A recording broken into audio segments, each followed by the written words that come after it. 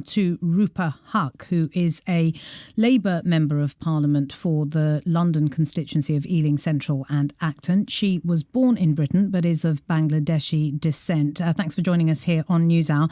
What's your view of what you heard from the Home Secretary? Do you think that Shamima Begum should have her citizenship revoked? I mean, I don't know. I've not been privy to all the intelligence, so he may know other stuff that we don't know. But from where I'm standing, looking at it, I mean, obviously she seems to be guilty of many things, of being part of a prescribed organisation. So in those circumstances, I mean, you know that she is a British national. There's some question mark over whether she's a dual national. I think she should come and face the full force of the law in this country to be interrogated and investigated in the proper way. And it seems a bit strange to render someone stateless by this spurious thing that through her parents' whatever origins that she can claim. I mean, I guess you have to apply for citizenship of another nation. That's what we understand, that she's eligible for it, but that she needs to do something about it before she turns 21. It seems in that case, I mean, again, the Home Secretary wasn't giving away a lot. He said that, this is an individual case, to jeers from MPs across the House. When you say to jeers from MPs, I mean, isn't it the case that given that he is the Home Secretary, when he cites national security, should we trust that? Or do you think that this is an example is being made of this young woman because of the politics of the current climate, the polarisation of views about issues to do with immigration, people who aren't comfortable with any of this, aren't prepared to rely on the force of law, as you think?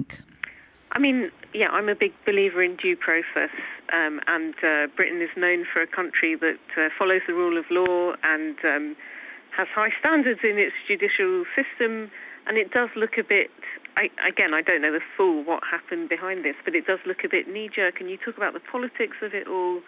We know that this Home Secretary has signed those things, but a previous Home Secretary, Kenneth Clarke, has said he wouldn't have. She's our problem. She was groomed and brainwashed in this country.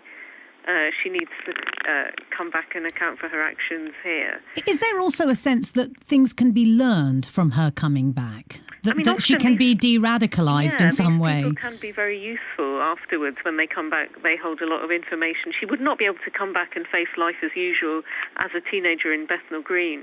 I mean, we know this current Home Secretary is very ambitious. He has ambitions wider than simply being Home Secretary. There is an element of playing to the gallery. We know this is very popular with the general public, actually.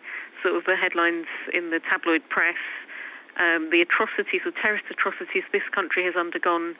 In 2017, there were 4 in a space of weeks, the Manchester bombing. And the stuff she said in her interviews, it almost feels like this person that we see making these very contradictory, confused statements, that she seems to have been incriminated herself by these interviews she's done, and that kind of looks like trial by media, whereas if it was done through the correct legal channels, you're right, people can, these people can be useful, and we can get a lot of intelligence from them when they come back. Rupa Huq, Labour Member of Parliament for Ealing Central and Acton, a London constituency. Thanks very much for joining us here on NewsHour.